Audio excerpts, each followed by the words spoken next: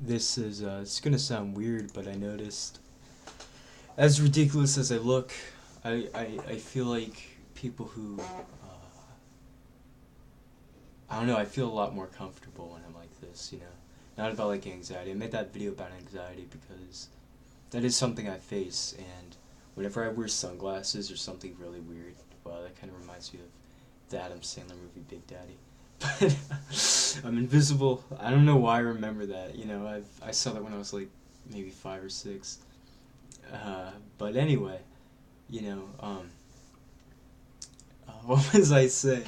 Oh yeah, I don't know. I don't know. So sorry. I'm not like I make a lot of videos, and I notice that a lot of my videos are weird, and sometimes I talk about, you know, psychedelic use, and I always wonder if people think I'm like on something when I make videos, you know, which I have before.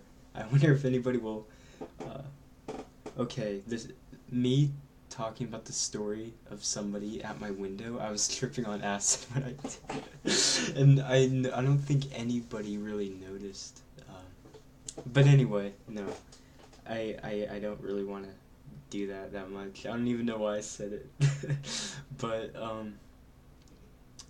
I don't know. I'm in a big video mood. I want to talk about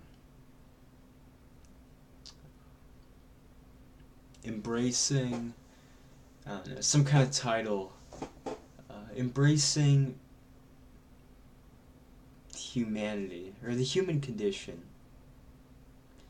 You know, and this has hit me when I was in a somewhat dark place earlier this year, but it hit me more than ever before because of the relationship I'm in right now. My hair looks weird.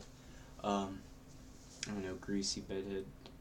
Uh, no matter how angry or sad or happy or whatever, you know, the mood my girlfriend is in, I will always love her, you know?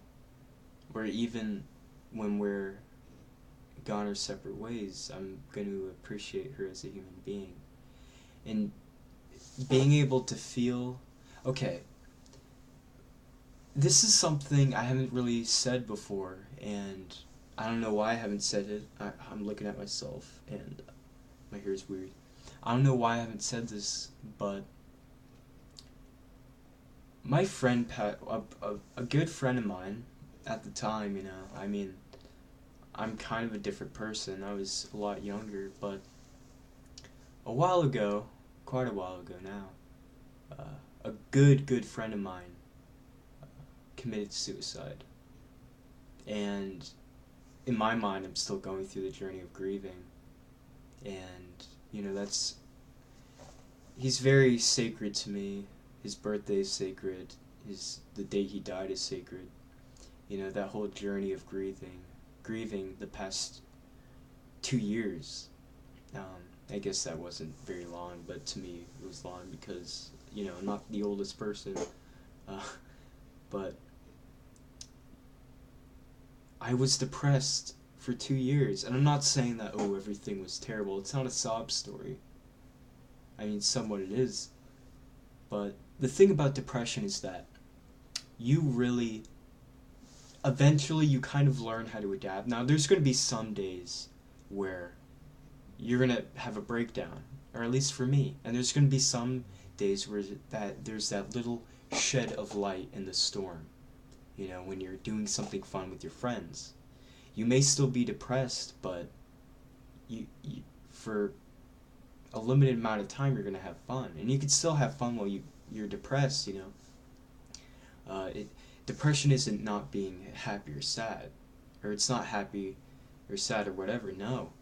You know, it's that feeling of nothingness. But sometimes there will be a feeling that comes out instead of just stress and anxiety and just, you know.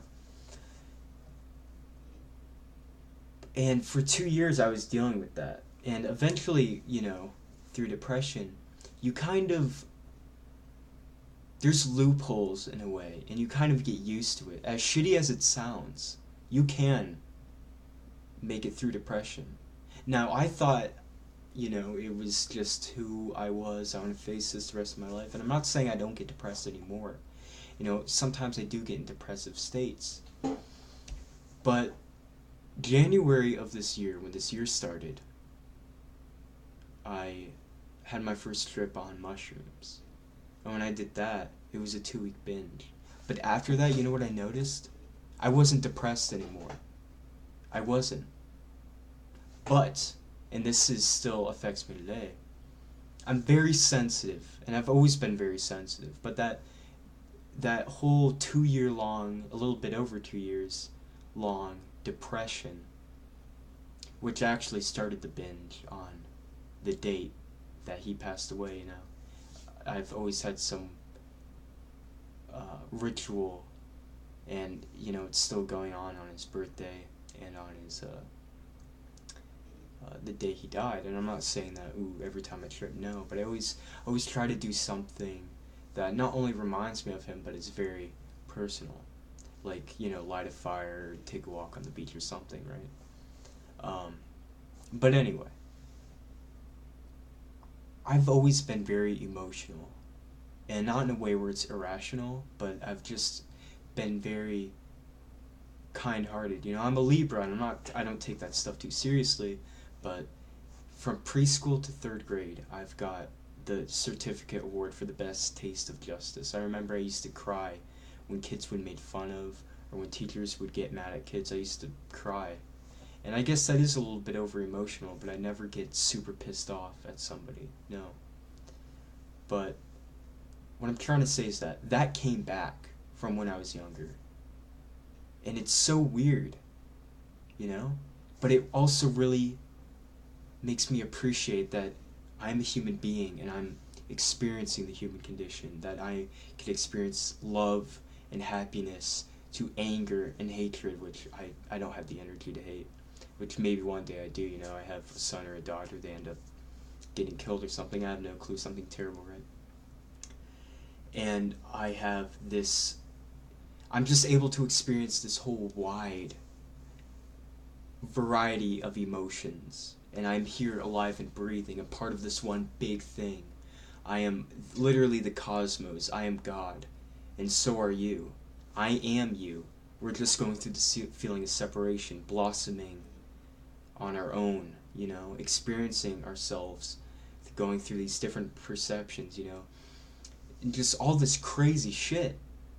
And it really makes you appreciate being a human being, no matter how bad you feel,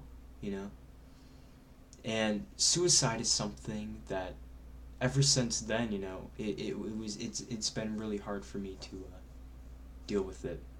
And I used to go to circles a lot, but I'm past that now. At least for right now, I'm past that. And going through that grieving process, and now being able, which for me, I think I've been in love before, and of course I have love with my family and everything, and with my friends, and I love everybody, and for example, I love you, but if I have to defend myself and kill you, I'm still gonna love you, but I'm gonna have to do that, you know what I mean? But anyway, being in love really is just whoa, it really makes me appreciate everything. And I don't know, that's what I really have to say, is just appreciate being a human being. Because of course you're not going to be here forever, but even when you're not, you have all the time in the world. And when I mean that, it's when you die, you're not going to, you know what I mean? But yeah, I don't know, just appreciate it, because life is definitely a somewhat magical thing, and I don't mean that by God is watching over us, or I was gonna say alchemy. I guess chemistry is pretty much alchemy, I guess, but I don't know, you know what I mean? Just life is.